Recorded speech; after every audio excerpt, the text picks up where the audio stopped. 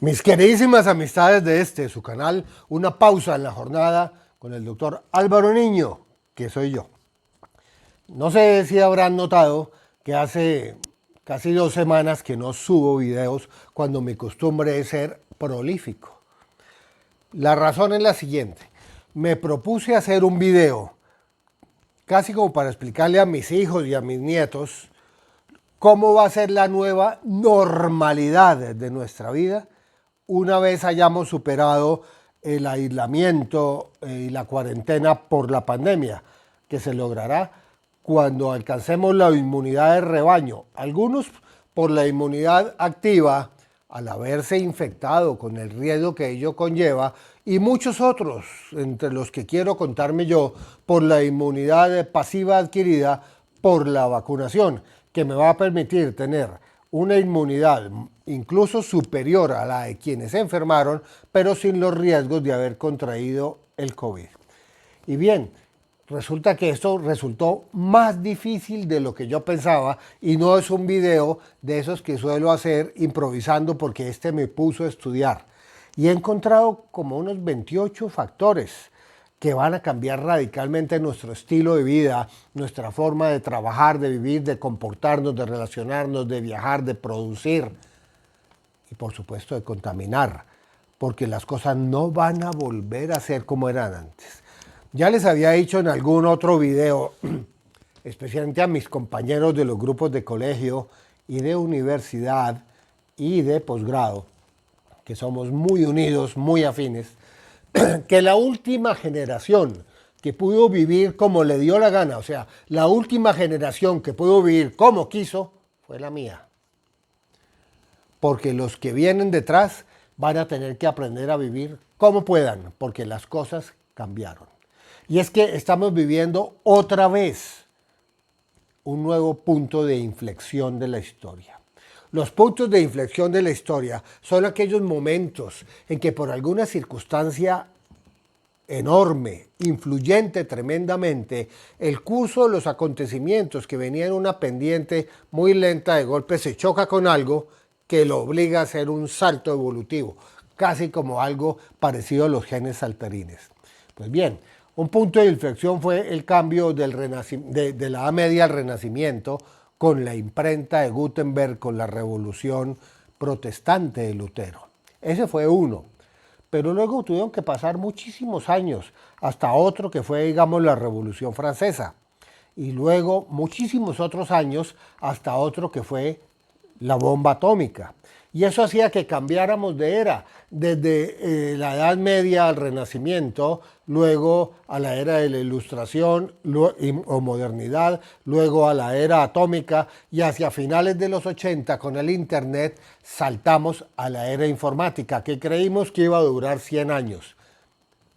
Y ahora estamos saltando a otra era que va a estar marcada por ese punto de inflexión inmenso que es el cambio climático peligrosamente acelerado por la actividad humana, y que nos vino a despertar, para bien o para mal, porque en verdad no hay COVID que para mal no venga, la pandemia por el coronavirus. La humanidad sabía, y los científicos sabían, incluso los médicos sabían, que tarde o temprano íbamos a vivir una gran pandemia, porque periódicamente están apareciendo, pero todos la esperábamos. Si bien de un virus respiratorio, creímos que iba a ser de un virus del género de los virus de la influenza. Muchos pensaban que sería otro brote de H1N1 o de gripe aviar, que podía ser peligrosísimo por la cantidad de galpones de gallinas que hay alrededor de todas las ciudades, o incluso de gripe y fiebre porcina, que sería gravísimo también. En China ya hay granjas de cerdos con más de 600.000 marranos ahí hacinados. Pero saltó por donde menos pensábamos, por un coronavirus, y no estábamos preparados. Conocimiento sí teníamos, porque en el 2002 hubo una, y en el 2012 hubo otra, y se aprendió, pero no la esperábamos y por ende no estábamos así como con las pilas demasiado puestas. Y llegó por donde menos lo esperábamos, sin estar preparados, sin haber hecho algún simulacro de cómo sería manejar una pandemia por coronavirus, un virus respiratorio que aprendió a transmitirse de humano a humano por las gotas emanadas por la voz, por la tos, por el estornudo, incluso por los objetos donde han caído esas gotas que estén frescos todavía.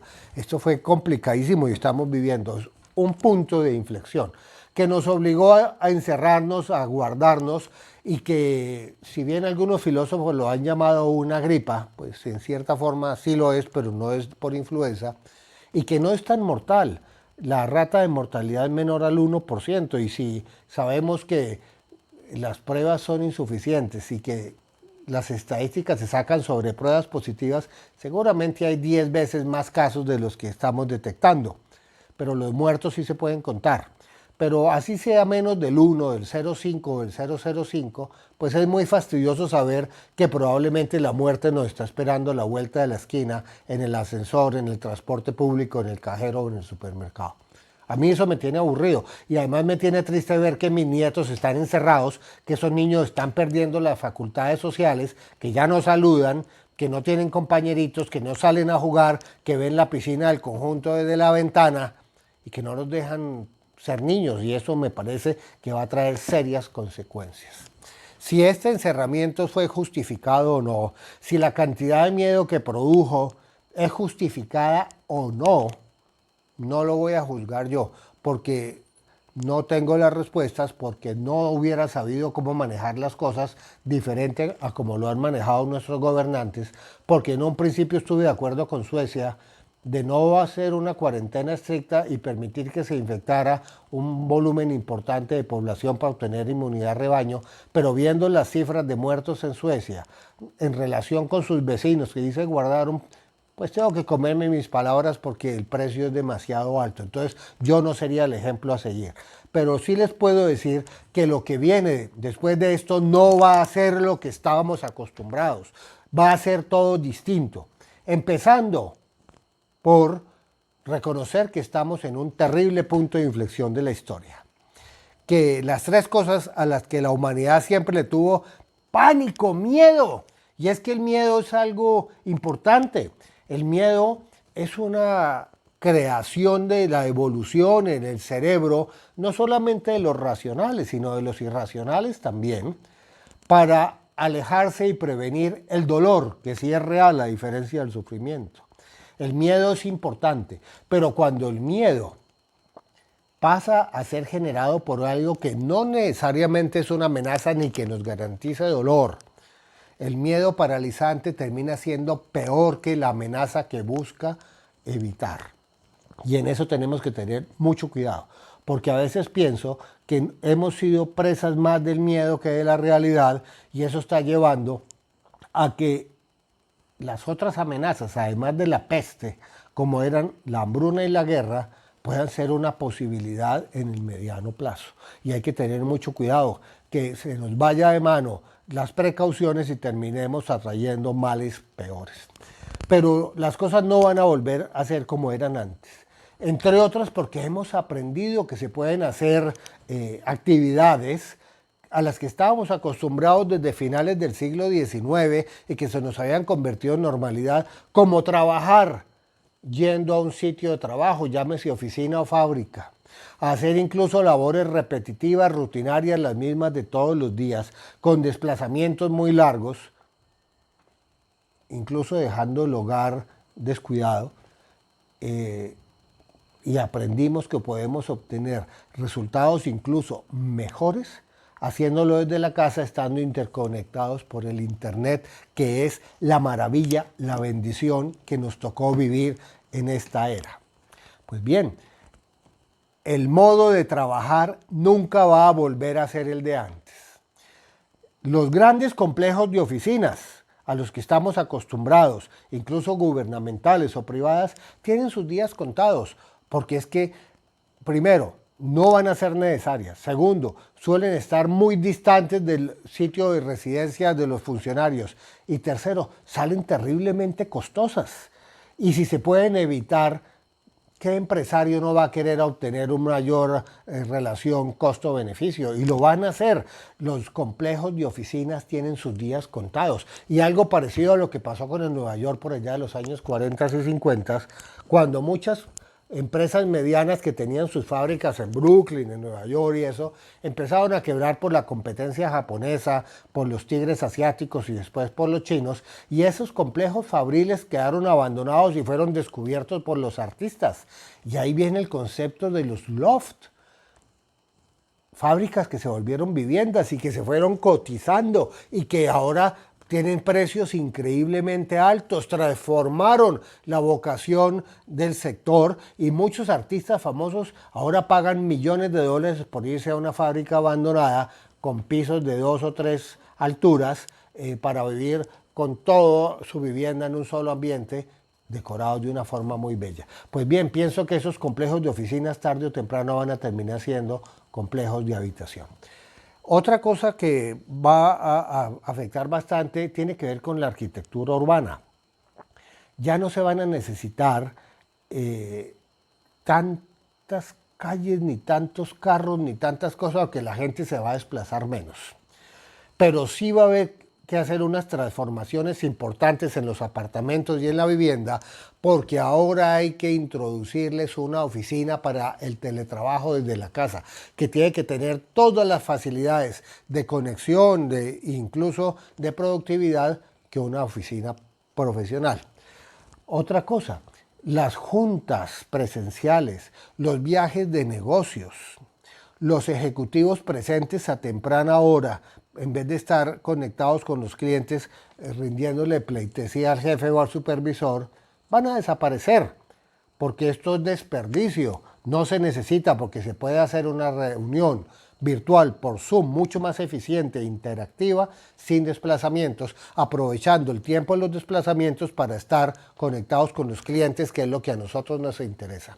Otra cosa, desaparecerán los cargos de supervisión.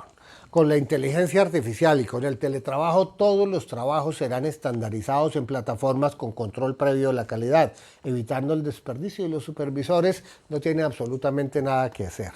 La otra cosa es que vamos a tener contratación con personas de altísimas calidades, de categoría mundial, porque ya no necesitamos que el funcionario tenga nuestra nacionalidad o viva en la misma ciudad, porque no lo tenemos que tener en persona, si lo podemos tener online las 24 horas del día, si queremos.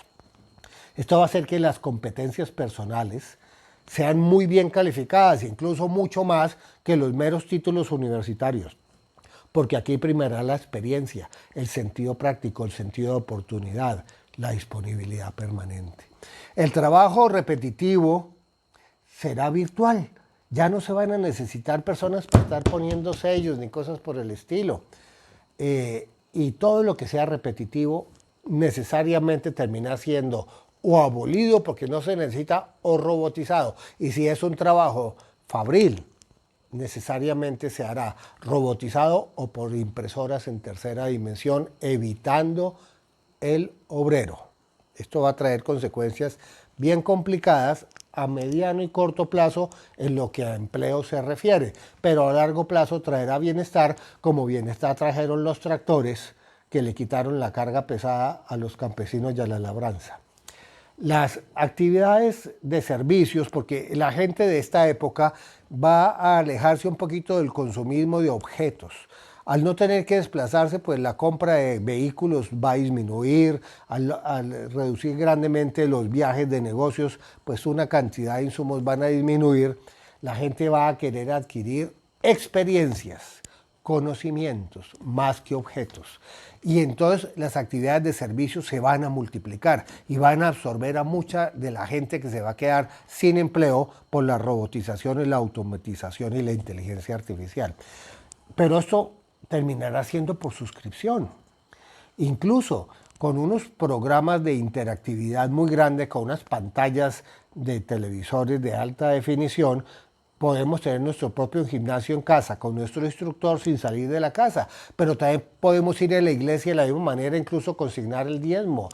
Podemos acceder a cualquier centro educativo, porque la educación será otro de los factores que va a cambiar radicalmente, y esto será por suscripciones. Las empresas tecnológicas de la informática superarán grandemente a las empresas tradicionales, que tendrán que transformarse y orientarse en empresas de servicios, de experiencias y de altísima conectividad y tecnología informática para subsistir. Recuerde que las empresas tradicionales basadas en servicios repetitivos o en ventas en grandes superficies van a desaparecer, no van a ser necesarias y van a ser muy costosas. El turismo será otro sector que se va a reactivar, pero no el turismo de negocios, que tiene sus días contados, sino el turismo de experiencias, el turismo de vivencias, de cultura, de gastronomía, el turismo de naturaleza, el turismo de cercanías, porque las personas encerradas en sus casas, trabajando desde la casa, lo que van a querer los fines de semana es cambiar por completo de ambiente. Y lo van a hacer empezando por todos aquellos atractivos que estén cerca a su lugar de vivienda y trabajo, que va a ser el mismo. Bueno, otra cosa es la información. Al estar la gente en las casas, la información tendrá que llegarles directamente a los domicilios, pero no va a ser la información de los noticieros tradicionales, que siempre están al servicio de algún poderoso dueño de las cadenas o cosas por el estilo, o del gobierno de turno. No, la información ahora va a ser por suscripción, en franca competencia, de calidades, presentada por expertos, por paneles y enfocada hacia los tópicos de interés de la persona que se está suscribiendo. A mí, por ejemplo, poco me interesa saber acerca del deporte profesional. Me gusta mucho la actividad física. De hecho, voy al gimnasio todos los días. Lo he hecho toda la vida y se lo inculqué a mis hijos. Pero a mí poco me importa saber quién va de primero en las competencias de básquetbol, voleibol o fútbol o cualquier otra cosa. Entonces no tengo por qué aguantarme 20 minutos de noticiero presentándome goles, no me interesa, pero me interesa muchísimo la cultura, la parte ambiental, me fascina la arquitectura, la medicina. Seguramente yo estaría recibiendo un noticiero a mi medida, por suscripción, con lo que a mí me interesa y donde pueda profundizar en los temas que me hayan llamado la atención. Otra cosa será que el valor de importancia que se dará a los datos personales, para que no nuestra identidad, nuestros gustos, nuestros hábitos de consumo, nuestras tendencias no sean tomadas como un medio de valor para unos pocos. No, si vamos a ser de utilidad para alguien, nos tienen que pagar por eso.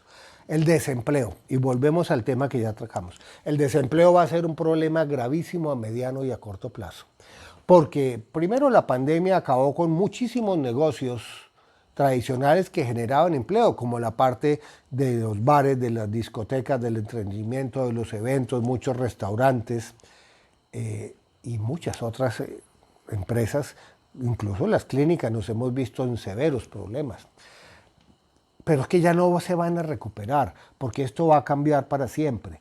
Entonces, con la robotización, la inteligencia artificial, la abolición de las tareas repetitivas o rutinarias, la disminución del tamaño de las empresas más eficientes pero con menos funcionarios y trabajando desde la casa, influirá en los servicios de celaduría, de aseo, de servicios generales, en el transporte, ascensores. Todo eso se va a disminuir porque no se va a necesitar. Esto va a generar un gran desempleo que va a afectar severamente la seguridad social, los sistemas de pensiones, y dejará a muchas personas con unos conocimientos inútiles porque ya no van a ser competitivos en el mercado. Esto va a generar un caos, una crisis social a corto y mediano plazo, hasta que estas personas sean reeducadas en nuevas competencias, orientados hacia los servicios y a la interacción con el público, que va a generar inmensas fuentes de trabajo y que seguramente hará que se recupere la economía en un lapso de 5 a 10 años, pero los primeros años van a ser muy difíciles, especialmente para personas de 40 a 45 años y más, en quienes va a ser bien incómodo tener que aprender la conectividad y los oficios que sí tengan valor. Imagínese un taxista de toda la vida cuando lleguen los taxis autónomos, los repartidores. Bueno, hay mil cantidad de cosas que se van a ver complicados cuando la repartición se haga por drones. Pero ese es el mundo, nos tocó vivir eso. Y como decía alguien, en época de crisis o cambiamos o nos cambian, pero por otros. La educación tradicional no va a ser como la conocimos. Ya esa cuestión de madrugar tempranísimo para llegar a la universidad o al colegio a las 6, 6:30 y hacer fila y meterse a un salón y aguantarse horas y horas de clase y presentar exámenes y bla, bla, bla, sabe que eso ya no, y que a todos les enseñen lo mismo, eso no tiene por qué funcionar. La educación tradicional será reemplazada por una mixta, presencial y virtual, pero en donde la personalización, de acuerdo a las competencias, los intereses de cada uno, esté presente. O sea, todos los niños pueden ir en el 8º grado, pero algunos estarán profundizando en ciertas materias y otras no, de acuerdo a sus vocaciones, sus talentos y habilidades. Y eso tiene su lógica, ¿sí? Y tienen que salir con algo tecnológico avanzado para ser competitivos. El aprendizaje online va a ser una norma, pero también puedo decir otro que me invento, el inline. Inline, a diferencia del online, es como estar metido en la línea, o sea, con una interacción permanente. Es un online participativo. Será vocacional y personalizado. Y eso vino para quedarse y será la norma. En cuanto a lo que yo hago, medicina, la telemedicina llegó para quedarse, la telemedicina no se va a ir. Pero además, estamos viviendo ya un fenómeno muy interesante, que son los pacientes del doctor Google.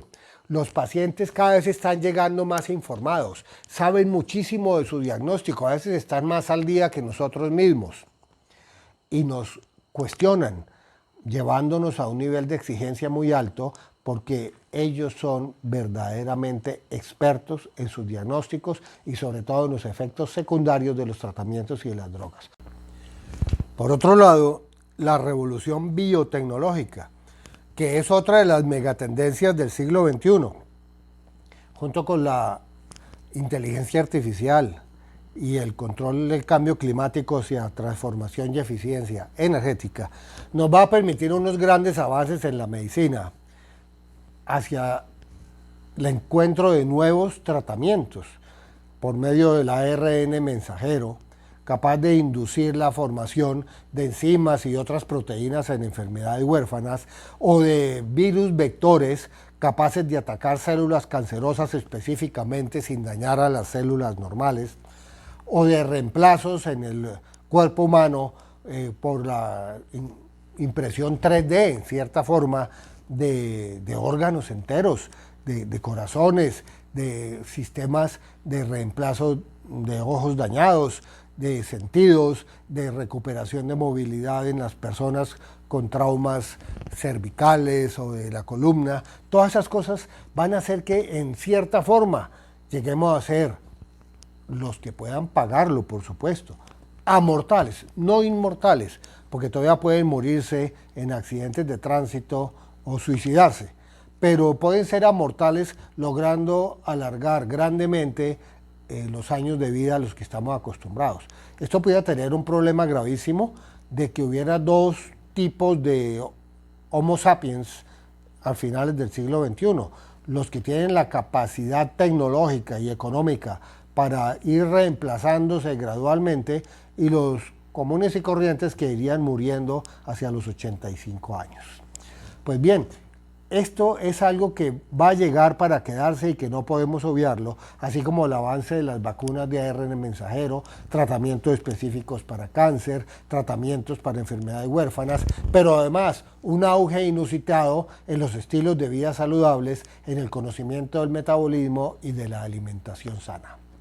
Cambiando de tema, miramos cómo será la megatendencia para el manejo del Estado tal y como lo conocemos. El Estado, que es la nación más las normas y las instituciones, y que tiende a ser altamente ineficiente y corrupto. Pero hay una buena noticia, es que la mayor parte de las funciones del Estado, sin agrandarlo demasiado, dejándole lo que es la defensa, la seguridad, el cuidado de las fronteras, la administración de justicia y el cuidado de los que no puedan valerse por sí mismos, el Estado no debía ocuparse de todas las cuestiones que pretende abarcar, porque siempre lo hace de una forma deficiente y muy costosa. El Estado se verá reducido a su justa dimensión y por ende llevará la corrupción a mínimos cuando las plataformas de inteligencia artificial logren reemplazar a la mayoría de los funcionarios que serán absorbidos por los nuevos cargos de servicio que se generen por la revolución de la robotización y de la conectividad, haciendo que todas las interrelaciones entre el ciudadano y el Estado sean estandarizadas, sean online y en tiempo real, 24 horas al día. Los robots y los computadores no tienen que dormir, haciendo pliegos iguales para todo el mundo, pliegos tipos comunes, donde todas esas transacciones sean públicas y las veedurías ciudadanas fueran reales. En ese momento tendríamos estados eficientes, económicos y pequeños, dejando a la libre empresa y al libre mercado encontrar las soluciones a los problemas que se vayan generando, sin ideologías que pretendan tener respuestas incluso antes de las preguntas, sino más bien doctrinas que nos permitan tener un modo de pensar que nos condicione un actuar acorde con la realidad económico y práctico. Bueno, el cambio climático es el otro tema envolvente, el más importante, en el cual las pandemias van a estar pegadas, pero además enormes catástrofes climáticas, afecciones del clima como jamás habíamos visto. Se está hablando de épocas de ciclones en serie. Tuvimos un ciclón, un terremoto tremendo, un tornado tremendo, un huracán que acabó con nuestra hermosa isla de Providencia, pero fue uno. Pero en la misma época, en las Filipinas, tuvieron 5 consecutivos. ¿Se imaginan lo que eso podría significar? Y eso va a ser cambio climático, así como inundaciones en todas las ciudades costeras, pero sequías prolongadas con incendios en antípodas, inviernos como jamás se han visto. Ya estamos viendo nevadas tremendas en Texas cuando nunca se había visto. Gente que no sabía lo que era el frío extremo, con casas que no estaban preparadas para eso, centrales eléctricas que se apagan y la gente muriéndose de frío y tiene que irse a dormir en los automóviles prendidos para poder tener calefacción. Y eso en el país más desarrollado del mundo. Imaginen lo que va a pasar aquí cuando lleguen temporadas de lluvias terribles, que acaben con toda la infraestructura de acueductos, de alcantarillados, de carreteras y de puentes. Eso es lo que el cambio climático va a generar y tenemos que estar preparados. Además de que estos cambios del clima van a favorecer la aparición de nuevas enfermedades y, ¿por qué no?, de nuevas pandemias. El cambio climático será entonces el eje envolvente de toda la actividad humana. Todo lo que hagamos tendrá que ver con el mantenimiento y la recuperación de las condiciones naturales del clima. Y entre esos habrá un tema que tendrá que ser la agenda principal de todos los gobiernos de los países y las empresas, que es la transformación y la eficiencia energética, pasando de los contaminantes combustibles fósiles económicos y eficientes, pero muy dañinos para el ambiente, y de la producción industrial con emisiones, residuos y lixiviados tóxicos, plástico a los océanos, a una economía circular con energías limpias y renovables, sin desechos, en verdadero aprovechamiento total de los recursos.